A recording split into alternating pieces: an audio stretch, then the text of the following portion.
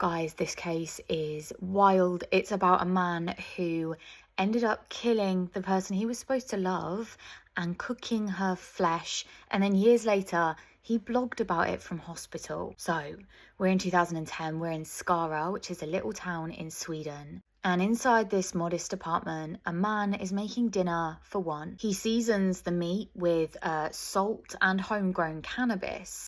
He fried it in a pan, but this meat wasn't beef or pork. It was his girlfriend, 40-year-old Hella Christensen, mother of 5. Her name was never meant to be in headlines. She had dreams. She wanted to open this tattoo parlor. And she'd met this man, Isaacin, and thought that she'd really connected with him. She was in love. What she didn't know was that he was hiding something far darker. Her diary was found months after her murder, and that spoke volumes. She wrote about how scared she was, specifically about how Isaac's moods would change and how he was evil and threatened to punish her. So she stayed. She wrote, "I can handle it because I love him."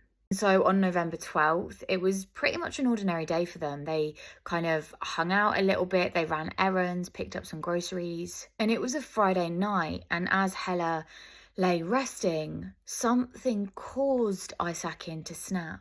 He slit her throat, then he dismembered her with a knife, a saw, and an axe. And then, as we know, he cooked her flesh in a frying pan. And he called the police himself, and he was really calm and really collected when he spoke to them.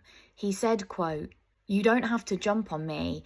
I've done something bad, really bad." When the press caught wind of what he'd done, they gave him the nickname the Skara cannibal. And he was sent to a psychiatric hospital, and it was from inside there that he started writing blog posts about what he'd done.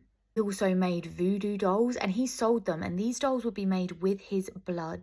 He even filmed YouTube videos about it, and on top of this, he even got engaged to a fellow killer known as the Vampire Woman. I think the most heartbreaking part of this story really is that throughout this, he had a child. His daughter, Jamie Lee Arrow, was just 9 years old when her stepmother was killed, and she had a really close bond with Hella. She had no idea that her dad was capable of such violence. She really idolized him. Years later, she actually went to visit her dad, hoping for a moment of closure.